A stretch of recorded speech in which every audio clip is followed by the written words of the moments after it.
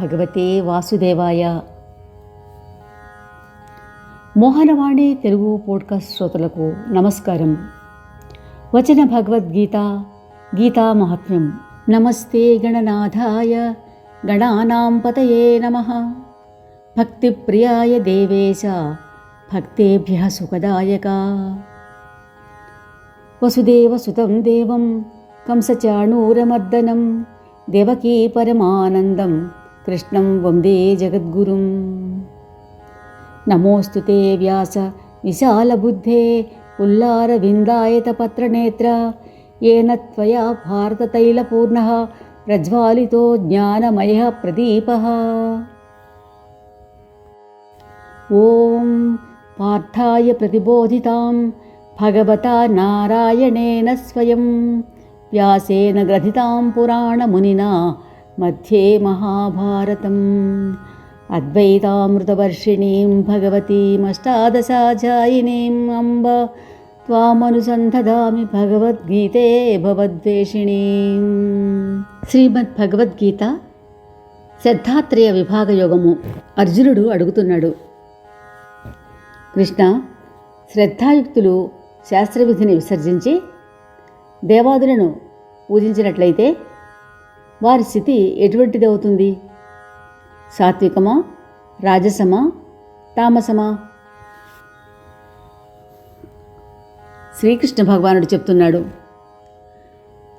శాస్త్రీయ సంస్కారం లేని కేవలం స్వభావం చేతనే ఉత్పన్నమయ్యే మనుషుల యొక్క శ్రద్ధ సాత్విక, రాజస, తామసమని 3 రకాలుగా ఉంటుంది.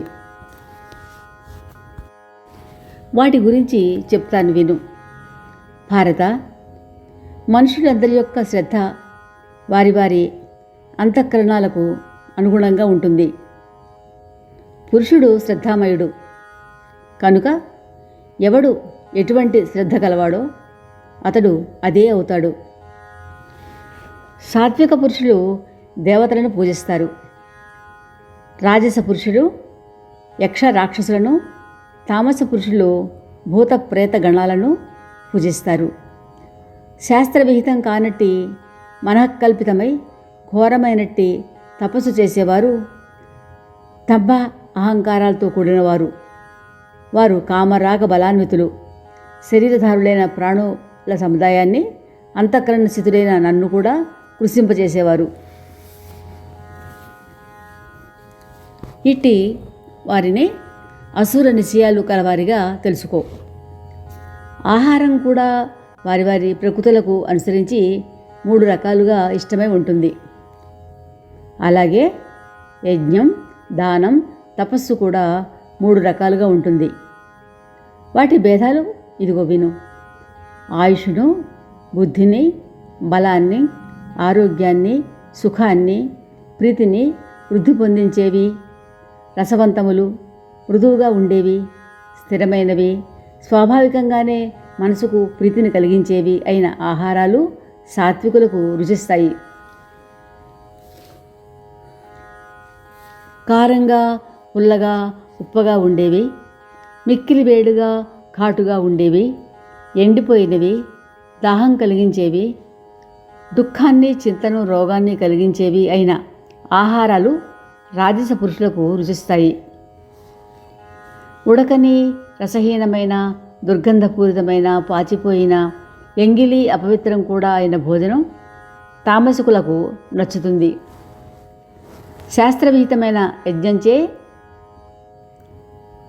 శాస్త్రవిహితమైన యజ్ఞం చేయవలసిందే అని మనసును సమాధానపరుచుకొని ఫలం కోరకుండా చేసేది సాత్విక యజ్ఞం. కానీ అర్జున, కేవలం దంభాచారం కోసమే కాకుండా ఫలాన్ని ఆశించి కూడా చేసేది రాజస యజ్ఞం అని తెలుసుకో. శాస్త్రంలో చెప్పబడనిది, అన్నదాన రహితమైనది, మంత్రహీనమైనది, దక్షిణ లేనిది, శ్రద్ధా విరహితంగా చేయబడేది తామస యజ్ఞం అని చెప్పబడుతోంది. దేవ, ద్విజ, గురు, ప్రాజ్ఞులను పూజించడం, శుచిత్వం, సరళత్వం, బ్రహ్మచర్యం, అహింస ఇవి శారీరకమైన తపస్సు అని చెప్తారు.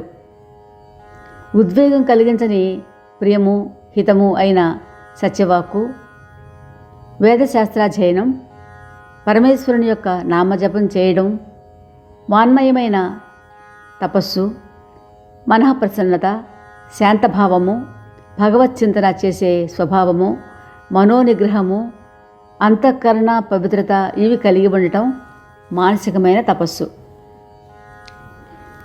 ఫలాన్ని కోరుకోకుండా మిక్కిలి శ్రద్ధతో యోగులు పాటించే పైన చెప్పిన 3 రకాలైన తపస్సులు సాత్వికమైన తపస్సు అవుతుంది.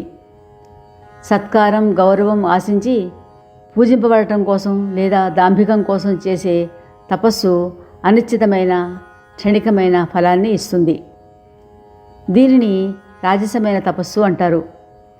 మూఢత్వంతో, హరపూర్వకంతో మనసును, శరీరాన్ని, వాక్కును కూడా హింసిస్తూ లేదా ఇతరులకు అనిష్టం చేయడానికి చేసే తపస్సును తామసమైన తపస్సు అంటారు. దానం చేయడం కర్తవ్యం అని భావించి దేశకాల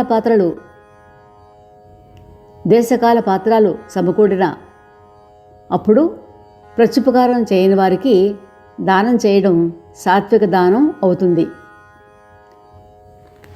దానం చేయడం కర్తవ్యం అని భావించి దేశకాల పాత్రలు సమకూడినప్పుడు ప్రత్యుపకారం చేయని వారికి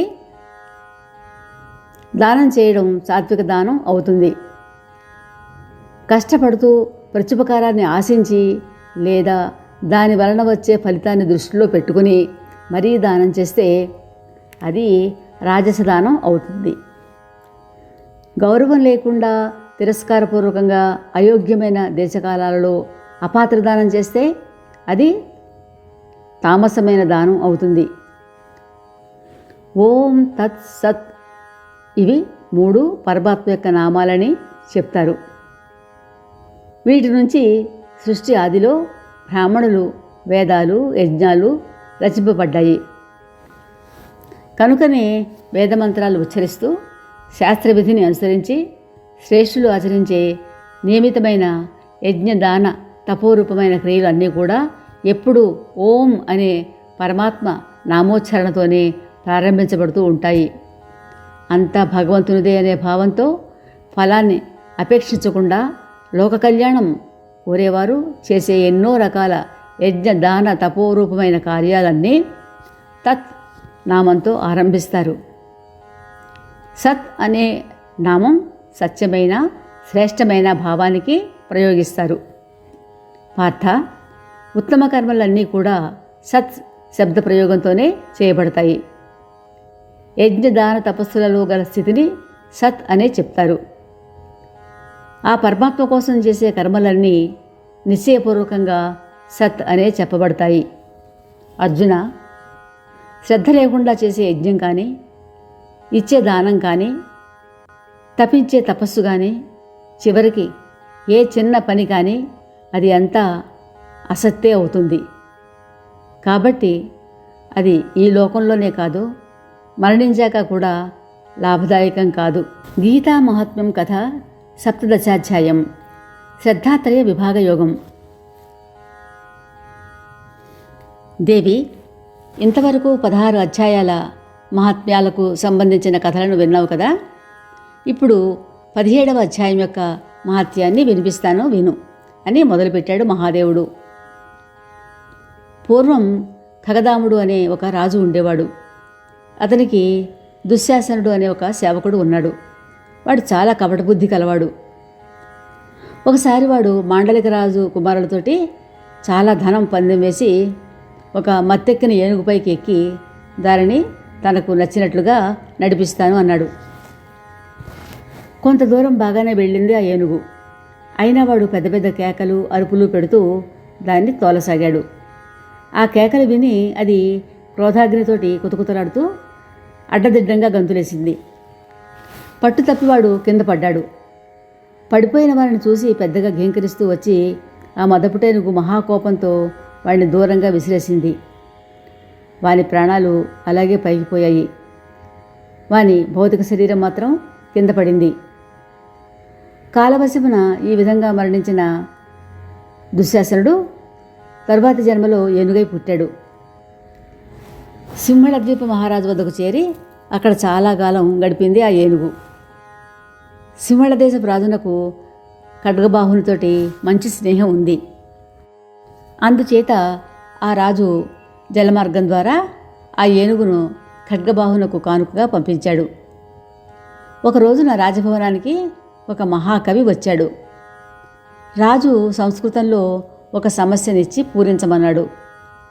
కవి చమత్కారంగా పూర్తి చేసి వినిపించడంతో రాజు కవికి ఆ ఏనుగును బహుకరించాడు. అయితే ఆ కవి 100 సువర్ణ నాణాలను తీసుకొని దానిని మాళవ నరేశ్వరులకు అమ్మివేశాడు. కొంతకాలం గడిచిన తరువాత ఆ ఏనుగు జబ్బు పడింది. దాన్ని జాగ్రత్తగా పెంచుతున్నాడు కూడా, కానీ దానికి అసాధ్యమైన జ్వరం వచ్చి మరణం ఆసన్నమైంది. ఆ ఏనుగు రక్షణభారం వహించే మావటీలు, సేవకులు రాజుగారి వద్దకు వెళ్ళి దాని పరిస్థితిని వివరించారు. మహారాజా, తమ ఏనుగుకు చాలా సుస్థి చేసింది. అది ఆహార నిద్రాదులు మానివేసింది. కారణం ఏమిటో మాకు అర్థం కావడం లేదు అన్నారు. వారు చెప్పిన సమాచారం విని రాజు ఏనుగులకు వైద్యం చేసే కుశలురైన వైద్యులను, మంత్రులను తీసుకొని జ్వరగ్రస్తమై పడి ఉన్నటువంటి ఏనుగు వద్దకు వెళ్ళారు. రాజును చూడడంతో జ్వరబాధనంతా మరిచిపోయింది ఆ ఏనుగు. అక్కడి వారంతా ఆశ్చర్యపడేలా శాస్త్ర పండితుడువు, రాజనీతి సమర్థుడువు, అరివీర భయంకరుడువు, సదా విష్ణుపద ధ్యాన తత్పరుడువు అయిన ఓ మహారాజా, ఈ మందు వల్ల ఏమీ ప్రయోజనం లేదు. ఈ వైద్యులెవరూ నా రోగం కుదర్చలేరు, అంటే నయం చేయలేరు ఆ రోగాన్ని అని చెప్తుంది. దాన జపాదుల వల్ల కూడా ఏమీ ప్రయోజనం ఉండదు. నా మీద నీకు దయ కలిగినట్లయితే భగవద్గీత 17వ అధ్యాయాన్ని శ్రద్ధాత్రయ విభాగ యోగం చక్కగా పఠించే బ్రాహ్మణోత్తమని పిలిపించు అని కోరింది. రాజు ఏనుగు కోరినట్లుగానే చేశాడు. గీతా పఠనానంతరం ఆ బ్రాహ్మణుడు మంత్రజలాన్ని ఏనుగుపైన చల్లాడు. అప్పుడు దుశ్శాసనుడు గజరూపం విడిచి ముక్తిని పొందాడు. అతని కొరకు ఒక దివ్య విమానం వచ్చింది.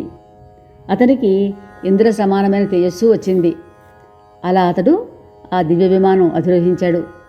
రాజు అతడిని చూసి, పూర్వజన్మలో నీవెవరువు, నీ రూపం ఏంటి, ఈ సందేహం తీర్చివెళ్ళు అని కోరాడు. రాజు కోరిక ప్రకారం కష్టజన్మ నుండి విముక్తి పొందిన దుశ్శాసనుడు ఆనందంతో తన పూర్వవృత్తాంతాన్నంతా కూడా వివరించి స్వర్గధామం చేరుకున్నాడు. అనంతరం మాళవదేశ నరేశ్వరుడు కూడా అచంచలమైన శ్రద్ధాభక్తులతోటి నియమనిష్టలతోటి భగవద్గీతలోని 17వ అధ్యాయాన్ని జపించసాగాడు. అనతి కాలంలోనే అతనికి ముక్తి లభించింది. ఇది భగవద్గీత 17వ మహత్యము. దీనిని విష్ణుమూర్తి లక్ష్మీదేవికి, పరమశివుడు పార్వతీదేవికి వినిపించారు. గీత 17వ ఫలం సర్వరోగ విముక్తి, మోక్షప్రాప్తి. తరువాత ప్రసారంలో శ్రీమద్ భగవద్గీత మోక్ష సన్యాస యోగము విందాం. శ్రోతలకు ధన్యవాదాలు.